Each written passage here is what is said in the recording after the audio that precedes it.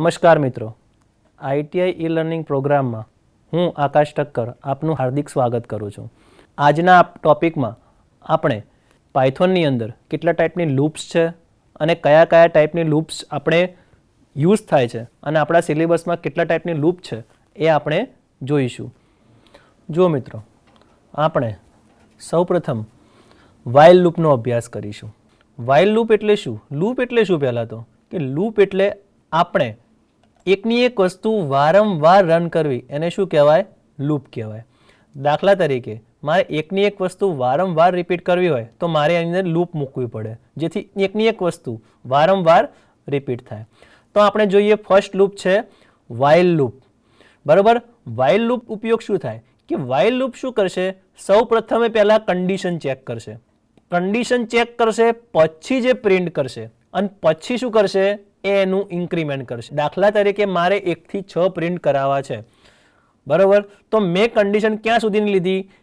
i is less than equal, આપણે equal બી કરી દઈએ, ઇક્વલ ટુ 6. એટલે કે મારે આઈને પહેલા ઇનિશિયલાઇઝ કરી દીધો. એક નંબરથી મારે કેટલા નંબર સુધી લૂપ ફેરવવી છે?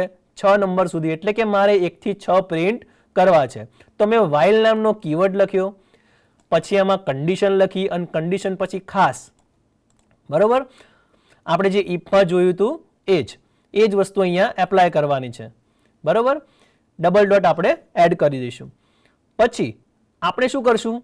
આ આઈ જે છે એને શું કરશું? આપણે પ્રિન્ટ કરાવી દઈશું અને આઈને શું કરશું? ઇન્ક્રીમેન્ટ કરશું. કેમ? કેમ કે ફરતી એની આઈ બરાબર વેલ્યુ કેટલી થઈ જશે? એકવાર ઇન્ક્રીમેન્ટ થશે તો 2, પછી 2 અહીંયા આવશે. 2 is less than equal to 6 છે તો કન્ડિશન સાચી પડશે. 2 એ 6 કરતાં નાના છે. ફરતી આઈ પ્રિન્ટ થશે અને ફરતી પછી એની લૂપ ફરીવાર પડશે. જુઓ, આપણે જોઈએ એક્ઝામ્પલ દ્વારા. તો તમે જુઓ અહીંયા 1 થી 6 પ્રિન્ટ થયા છે તો શું થશે? પહેલા આઈ શું કરશે? આઈ બરાબર 1 પ્રિન્ટ કરશે. અહીંયા 1 પહેલા કન્ડિશન ચેક કરશે કે ભાઈ આઈ એટલે કે 1 એ 6 કરતાં નાના છે. હા, તો લૂપ શું થશે?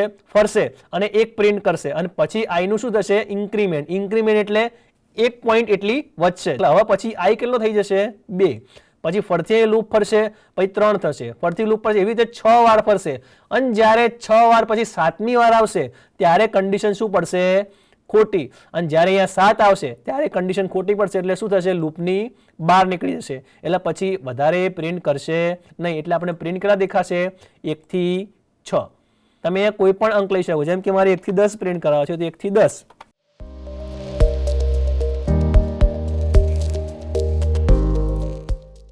હવે આપણે લૂપને કોઈ જગ્યાએથી બ્રેક કરવી હોય તો દાખલા તરીકે મને 3 આંકડો આવે તો બ્રેક થઈ જાય. બ્રેક એટલે ત્યાં રોકી દેવું. ચલો, તો આપણે કઈ રીતે કરી શકીએ? જુઓ, બ્રેક સ્ટેટ તો આપણે કઈ સ્ટેટમેન્ટનો ઉપયોગ થાય? બ્રેક સ્ટેટમેન્ટનો. ચલો જોઈએ. આપણે પહેલા તો આપણે જે લેતા હતા x is equal to 1 while x is less than equal 6, કે જ્યાં સુધી 6x બરાબર ના આવે ત્યાં સુધી લૂપ ફરશે અને પછી લૂપ શું થઈ જશે? એક્ઝિટ થઈ જશે. તો જુઓ, હવે મારે શું કરવું છે? જ્યારે લૂપ 3 આવે ને ત્યારે મારે સ્ટોપ કરી દેવી છે, એટલે કે બ્રેક કરી દેવી છે. એટલે કે ત્યાં સ્ટોપ થઈ જવું જોઈએ. તો મેં અહીંયા કન્ડિશન શું મૂકી અંદર? ઇફની અંદર ઇફ x ઇઝ ઇક્વલ 3. જ્યારે x ની વેલ્યુ 3 આવે ત્યારે લૂપ શું થઈ જવી જોઈએ? બ્રેક. એટલે કે આપણે કોઈ પણ લૂપને બ્રેક કરવા માટે કયો કીવર્ડ વપરાશે? બ્રેક નામનો કીવર્ડ. તો જુઓ, આપણે જોઈએ કે ભાઈ મારે 3 આવે તો લૂપ બ્રેક થઈ જવી જોઈએ. જો આપણે રન કરીએ તો શું થયું? 1, 2 અને 3 જ પ્રિન્ટ થયા, પછી આગળ પ્રિન્ટ થવા દીધું નહીં. એટલે કે 3 આગળ લૂપ શું થઈ ગઈ? બ્રેક થઈ ગઈ. એટલે કન્ડિશન અહીંયા સેટિસ્ફાય થઈ ગઈ અને અહીંયા શું થઈ ગયું? લૂપ બ્રેક થઈ ગઈ. બરોબર. એવી જ રીતે આપણે કન્ટિન્યુ સ્ટેટમેન્ટ છે. કન્ટિન્યુ એટલે નામમાં જ મિનિંગ છે. એટલે કે ત્યાંથી આપણે સ્ટાર્ટ કરવાની, એ વસ્તુ સ્કીપ કરીને ત્યાંથી વધારાની સ્ટાર્ટ. દેખો, આપણે જોઈએ દાખલા તરીકે મેં અહીંયા z બરાબર 0 લીધા છે અને મારે 6 સુધી લૂપ પ્રિન્ટ કરવી છે. બરોબર. તો શું થશે? દેખો, મેં એક અહીંયા કન્ડિશન મૂકી છે કે ભાઈ ઇફ z ઇઝ ઇક્વલ 3. જ્યારે 3 આવે ત્યારે એ શું થઈ જવી જોઈએ? સ્કીપ થઈ જવી જોઈએ અને એના પછીનું પ્રિન્ટ થવું જોઈએ. એટલે કે કન્ટિન્યુ થવું જોઈએ. તો કયા કીવર્ડનો ઉપયોગ થાય? કન્ટિન્યુ. જો આપણે પ્રોગ્રામ રન કરી વધારે આઈડિયા આવશે.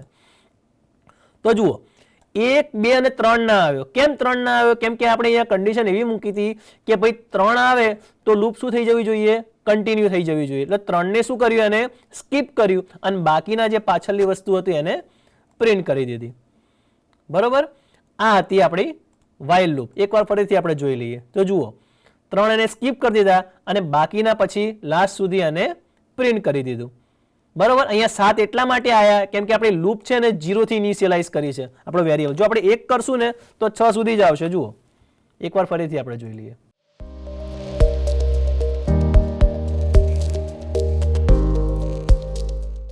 અહીંયા 3 સ્કીપ થઈ ગયો અને 6 સુધી આપણી લૂપ પ્રિન્ટ થઈ ગઈ. હવે આપણે જે વાઇલ લૂપ જોઈ હતી એવી નહીં શું જોઈશું? આપણે ફોર લૂપ જોઈશું. For loop A one type of loop જેવું જ કામ કરે પણ એની સિન્ટેક્સ થોડી અલગ છે. એ આપણે અહીં જોઈએ.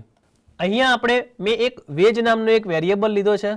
એની અંદર 3 મેં વેજ એડ કર્યા, પોટેટો, ઓનિયન એન્ડ ચીલી. મેં 3 એડ કર્યા છે વેજ. બરોબર. મેં અહીંયા એની ફોર લૂપની સિન્ટેક્સ શું છે ખાસ યાદ રાખવાની છે. ફોર પછી એનો વેરિયેબલ, જો આપણે સિન્ટેક્સ અહીંયા લખી દઈએ, ફોર નામનો કીવર્ડ, પછી એનું વેરિયેબલ નેમ, પછી ઇન, અને આપણે જે આગળ જ્યાં ઉપર લૂપ ઇનિશિયલાઇઝ કરી છે તે વેરિયેબલનું નામ, જેમ કે વેજ. કોઈ પણ વેરિયેબલ આપણે જે પણ ઉપર વેરિયેબલ ઇનિશિયલાઇઝ કર્યો હોય એ.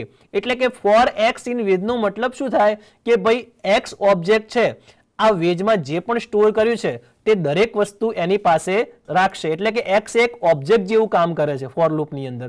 જો આપણે જોઈએ, મેં હું એક્સને પ્રિન્ટ કરાવીશ ને તો 3 વેલ્યુ પ્રિન્ટ થશે. જુઓ, એક્સ એ શું કરે છે? વન ટાઈપ ઓફ એક ઓબ્જેક્ટ જેવું કામ કરે છે. જે આ 3 વેલ્યુ છે એમાં સ્ટોર થઈ જશે એક જ વેરિયેબલમાં. જુઓ, પોટેટો, ઓનિયન, ચીલી. મેં શું પ્રિન્ટ કરાવ્યું? એક્સ ને.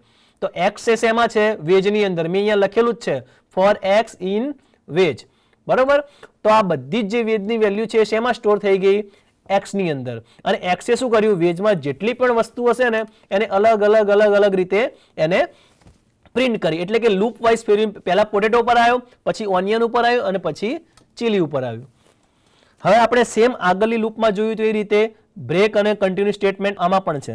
એમાં આપણે જોઈ લઈએ કે એમાં કેવી રીતે કામ. દાખલા તરીકે મેં એક સ્નેક્સ લીધા છે, 3 સ્નેક્સના નામ લીધા છે અને મેં અહીંયા એવી કન્ડિશન આપી છે કે જો સ્નેક્સ સ્વીટ આવે ને ત્યાં લૂપ બ્રેક થઈ જવી જોઈએ. તો જોઈએ, ચલો આપણે સેમ વસ્તુ અહીંયા છે. અહીંયા કોઈ કન્ડિશન ચેન્જ નથી. અહીંયા જેમ તમે આપણે 4 ની લખતા હતા એ 4 ની તો અહીંયા લખવાની જ. બરોબર. ખાલી અહીંયા એક જ કન્ડિશન નીચે આપી દેવાની કે y ઇઝ ઇક્વલ સ્વીટ આવે તો મારી લૂપ શું થઈ જવી જોઈએ? સ્ટોપ થઈ જવી જોઈએ. તો આપણે અહીંયા જોઈએ, જુઓ, ચિપ્સ આવ્યું, સ્વીટ આવ્યું, પછી લૂપ બ્રેક થઈ ગઈ. એટલે કે લૂપને ત્યાંથી એને રોકી દીધી. સેમ વસ્તુ આપણે આગળ જેમ વાઇલ લૂપમાં ભણ્યા એ રીતે.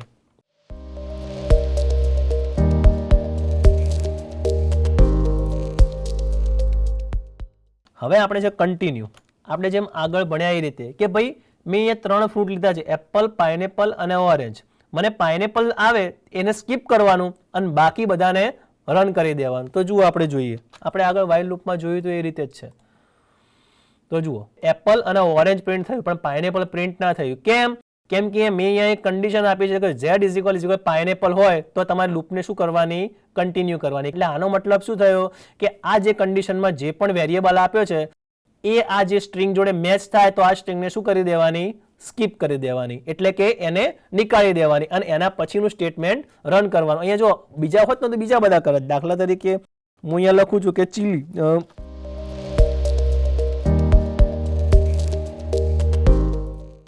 સ્ટ્રોબેરી આપણે લખીએ, કોઈ પણ આપણે લઈ શકીએ. જો આપણે ફરીથી એકવાર રન કરીને જોઈએ તો શું થશે? પાઇનેપલ નહીં લે પણ બાકીની બધી જે લૂપમાં જે પાછળ છે એ બધું જ આપણને પ્રિન્ટ કરીને આપશે. જુઓ, હવે આપણે જોઈએ નેસ્ટેડ ફોર લૂપ. ચલો, નેસ્ટેડ ફોર લૂપ એટલે શું મતલબ થાય કે ફોરની અંદર ફોર લૂપની અંદર બીજી ફોર લૂપ. તો લૂપની અંદર લૂપ હોય એને કહેવાય નેસ્ટેડ કહેવાય. એટલે કે લૂપની અંદર લૂપ શું કહેવાય? નેસ્ટેડ. અહીંયા આપણે 2 લીધા છે, 2 વેરિયેબલ, એક કલર્સ નામનો લીધો છે અને એક ફ્રૂટ નામનો વેરિયેબલ લીધો છે. આ કેવું કરશે કે વન ટાઈપ ઓફ એરે જેવું કામ કરશે. એટલે કે રેડ એ શું છે? એપલ જોડે બી આવશે, બનાના જોડે બી આવશે અને ગ્રેપ્સ જોડે બી આવશે. સેમ વસ્તુ બ્લુ કોના જોડે આવશે? એપલ જોડે બી આવશે, બનાના જોડે આવશે અને ગ્રેપ્સ જોડે બી આવશે. સેમ રીતે ગ્રીન કોના જોડે આવશે? એપલ જોડે બી આવશે, બનાના જોડે બી આવશે અને ગ્રેપ્સ જોડે બી આવશે. તો જુઓ, અહીંયા આપણને ફોર લૂપની નેસ્ટેડ ફોર લૂપની સિન્ટેક્સ શું છે? For x in colour. X object શેના માટે છે? કલર માટે. અને વાય ઓબ્જેક્ટ શેના માટે છે? ફ્રૂટ્સ માટે. અને લાસ્ટમાં આપણે એક્સ અને વાયને શું કરી દીધા છે?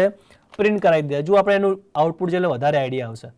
તો જુઓ, રેડની જોડે એપલ, રેડની જોડે બનાના, રેડની જોડે ગ્રેપ્સ. આ જે પહેલો ઓબ્જેક્ટ છે એની જોડે વાયના બધા ઓબ્જેક્ટ મેચ થશે.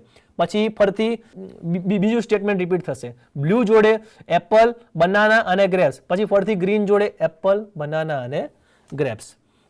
આ રીતે ફોર લૂપ રન થશે. મિત્રો, આપણે પાયથોનની અંદર કેટલા ટાઈપની લૂપ છે એ આપણે અભ્યાસ કર્યો. તે બદલ આપનો ખૂબ ખૂબ આભાર.